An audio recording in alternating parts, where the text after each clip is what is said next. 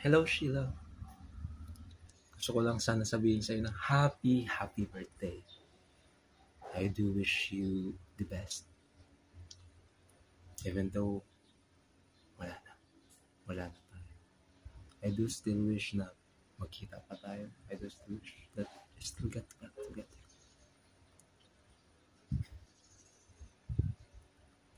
Do you remember the time na nag-meet tayo? Nag-meet or nag-chat?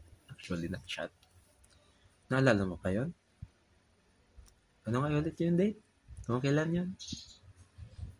I remember you forgetting about the date. Naalala ko, nakalimutan mo yun eh. Inawanan na lang kita.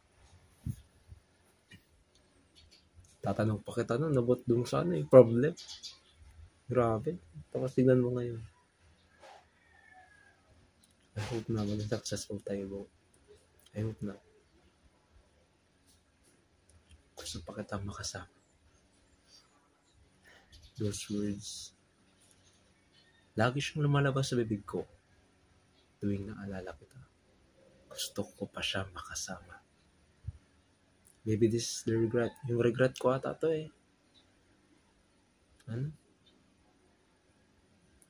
Ngayon sanang May, magkikita tayo, di ba? We're supposed to meet this May. Dapat, birthday mo or after ng pasok, meet tayo. Guess, mahirap tadhana. Kamusta na pala yun? Kamusta trato sa'yo nila tita? Okay na ba yung situation dyan? Hindi ka na ba yung naaway?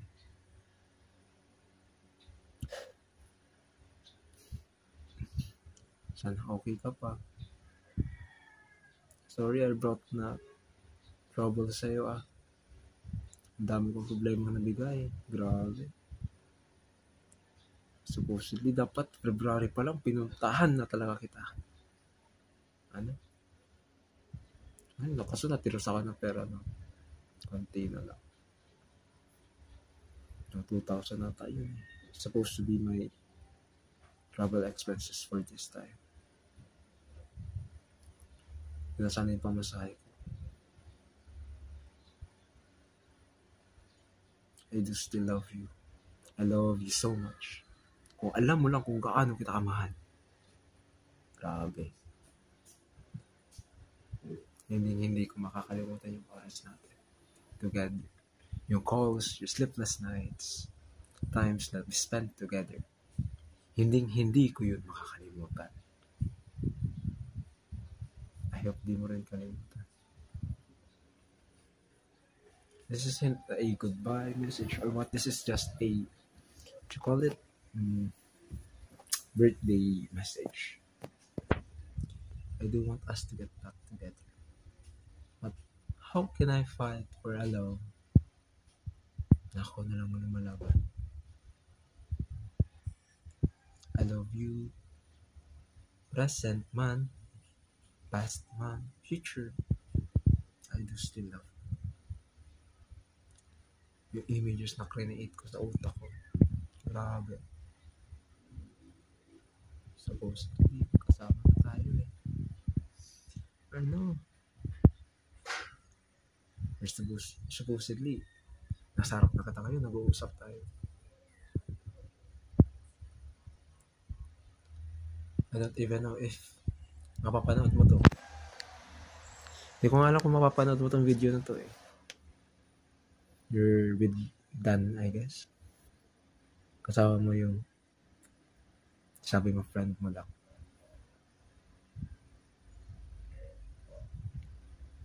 Gusto ko pa magstay sa'yo.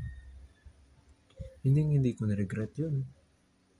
Hindi ko na-regret na minahal kita.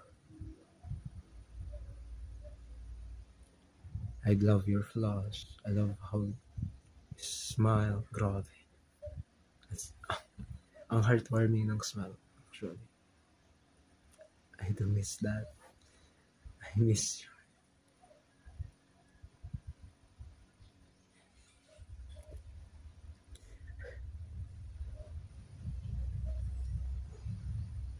I miss yung ano ko, yung mga mata mo. I miss ko na makita.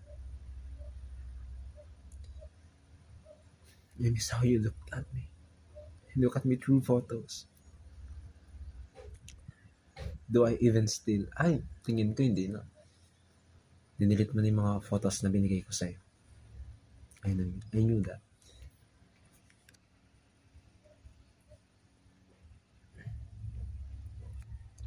Was loving me, mahirap ba ako mahalin? Yun yung tanong ko pala sa sarili. You left me. Mahirap ba ako? All I wanted was support from you.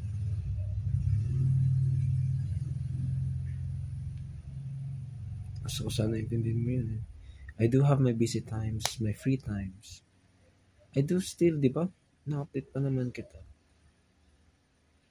Pero talagang grabe, ba't kasi ako people pleaser? Kakainis. Hindi ako makasabi ng no sa mga tao.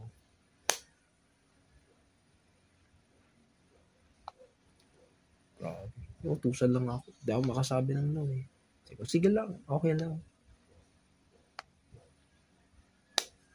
Kahit may manghiram sa akin pera, sige lang. Bayaran mo na lang ha. Mama, di ko masingil eh. Hindi ko masigil-singil si mama ng utang. Sana happy ka ngayon.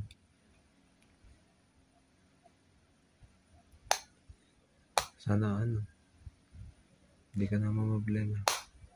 I hope na yung mental health mo okay na kasi, di ba? You chose peace over me. Umaasa pa rin naman ako sa'yo. Mabalik tayo. I don't want na yung dati. Ayoko nung dati kasi napaka-immature ko. Ayoko nung dati. Gusto ko bagong tayo. A much more matured version of us. Yung hindi na magsisinungaling. Updated lagi. Call lagi, video call. I do love video calls. I don't want to visit you every twice a month. Kasi twice a month, I think I can afford na i-visit ka. Lalo na wala ng ROTC or NSTP next school year. I do can afford that. Friday, isipin mo to. Friday, pabiyahe ako. Saturday, free time. Sunday, pabiyahe na ulit ako pabalik. Evening. Para Monday, nakauwi na. Dadalhin ko na lang yung laptop ko.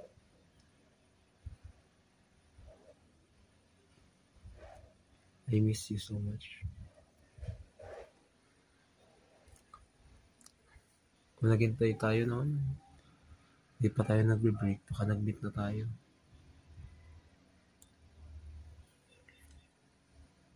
Grabe, itim ko na. Ang itim ko na. I don't want to tell you. I love you so much. I love you. Wag mo yung kakalimutan. Wag mong kakalimutan na I love you. Never. Hindi ko inisip na hindi kita minahal. I always think that I am the problem. Hindi mo nabigay yung gusto mo kaya hinanap ko sa iba. I was lacking of time. Wala na akong oras. Kahit sa sarili ko, wala na. Nakakalimutan ko na matulog minsan. Ko na lang, umaga na pala. Nakaidlip na pala ako. Usually kasi 4 hours lang tulog ko eh. Chat mo sa widget ba? 4 hours lang tulog ko. Minsan nga, 3 hours lang. Hindi ko alam kung bakit. Torture ko ata sarili ko eh. By the way, kamusta na si Mochi? Nakakakit na ba ng hagdan? Si Chai, okay pa rin ba? Si Venus, makulit pa. Sana talaga bumalik ka. I have so many questions. I have so many stories to tell you. I do have. Loving you was the greatest feeling. Yun yung pinakagusto kong feeling sa buhay ko. Gusto ko maramdaman ulit. Pero sa'yo, ewan ko kung gusto mo pa maramdaman yung akin. I do love you so much. I just can't. Ba't ko yun nagagawa? Ewan. Problem talaga ako, no? Problema. Bakit?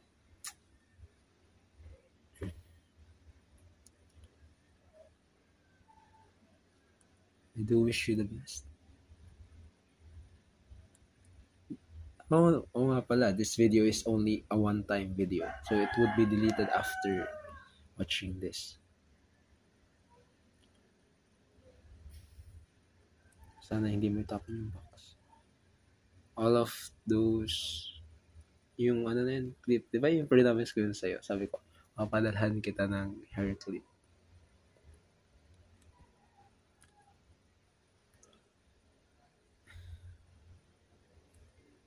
Hindi ko na alam kung paano alagaan sarili ko.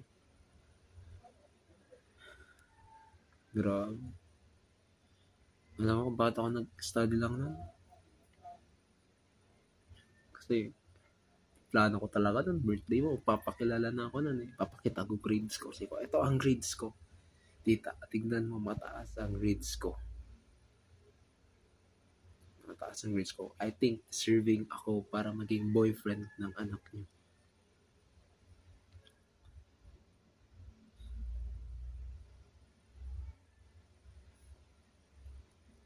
Grabe. Time flies by.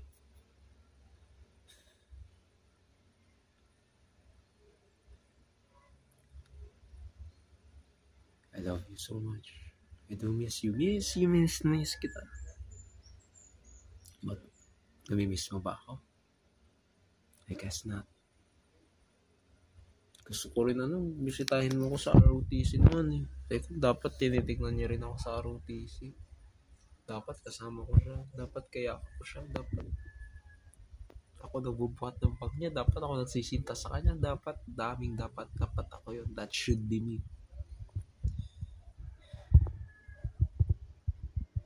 Hirap. Layo ko kasi.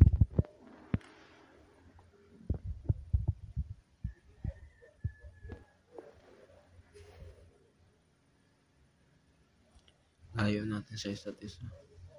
Then communication made it a lot worse. I waited and I waited for you to check on me.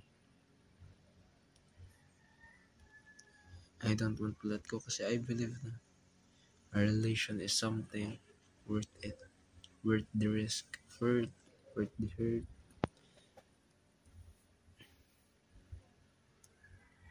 I do get tired of our relationship, but I do rest. Well, staying means confronting the problem, but living means running away. It's much easier, mas madaling tumakbo kaysa sa ipaglaban. Diba? Kapag sa digmaan, mas madali ang sumuko kaysa makikipaglaban ka. Hirap lumaban kapag mag-isa ka lang. I love you. I miss you. And happy birthday. This letter ends. Basahin mo mga letters ko. Bye. I love you so much.